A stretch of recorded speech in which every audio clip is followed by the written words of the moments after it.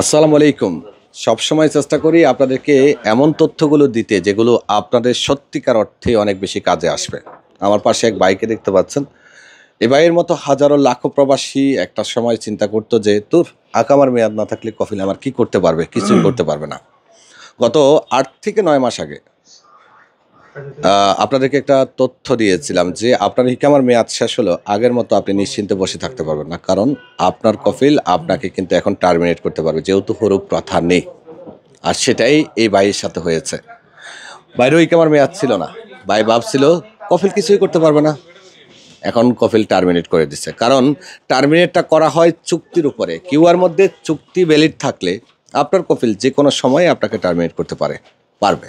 এক্ষেত্রে আপনার ইকামার মেয়াদটা জরুরি নয়। একটা সময় আমাদেরকে হরুপ দিতে হলে জাওয়াজাত সিস্টেমে ঢুকে আমাদেরকে হরুপ দেওয়া যেত। যেহেতু হরুপ প্রথা এখন মুআসাসা এবং কোম্পানির লোকদের জন্য বন্ধ করে দিয়েছে, এখন যে আমাদেরকে টার্মিনেট করে সেটা করা হয় কিউআর যে চুক্তি আমরা করে থাকি, ডিজিটাল চুক্তি, সেটা থেকে। সেখানে ইকামার মেয়াদ না থাকলেও করা যায়। ভাই আপনার সাথে কি হয়েছিল? আমার সাথে হয়েছিল, আমার আকামার মেয়াদ ছিল না 1 বছর 3 মাস, প্রায় 4 মাস। তারপরে আমি মনে করছি কপিলে টার্মিনেট করতে পারবো না। এখন কপিলে টার্মিনেট করছে।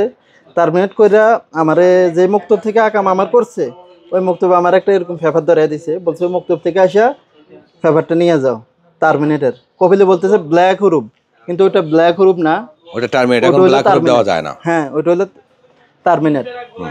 পরে এটা আমি চেক করছি।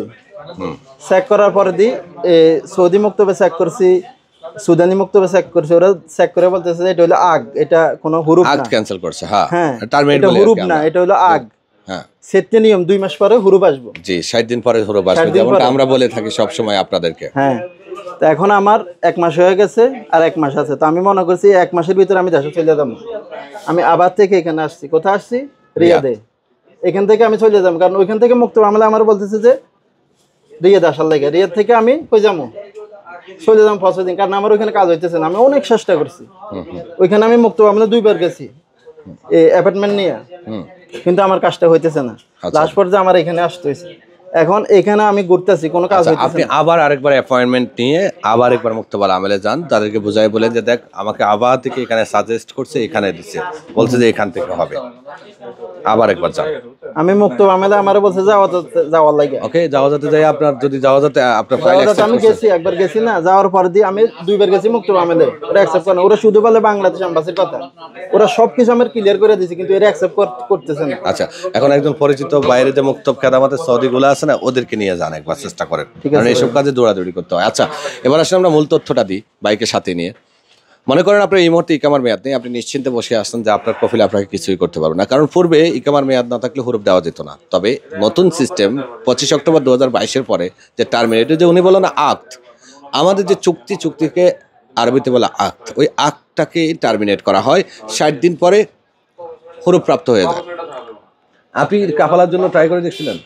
না, আমি কাফালা হবো না। তো কাফালা হইতে গেলে আমার 6000 রিয়াল আসবো, কাফালা খরচ 1000 রিয়াল জরিমানা, 7000 রিয়াল। এরপরে আচ্ছা, ওকে, উনি কাফালা হতে চাচ্ছেন, উনি এখন দেশে যেতে চাচ্ছে। নর্মালি টার্মিনেট করার পরে দেশে যাওয়ার প্রসেসটা অনেক কঠিন, তবে 60 দিন পার হলে অবৈধ হয়ে যায়। অবৈধ হওয়ার পরে দেশে যাওয়া যায়। প্রত্যক্ষদর্শী অনেকেই আছেন এই ধরনের সমস্যার মধ্যে।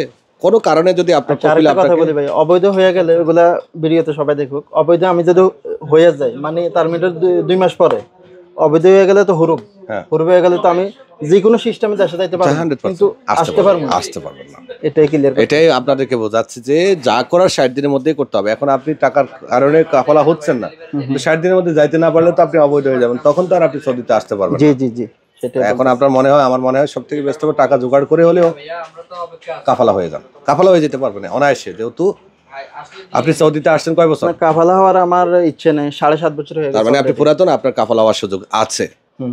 আচ্ছা, তারপরেও যদি আরো আপনাদের টার্মিনেট সম্পর্কে কোনো তথ্যের প্রয়োজন হয়, আমাদেরকে কল করবেন, আমাদের অফিসের নাম্বারে। চেষ্টা করবো সঠিক তথ্যটা সবার আগে দেওয়ার জন্য। ভালো থাকবেন ভাই, ধন্যবাদ। ওকে, থ্যাংক ইউ।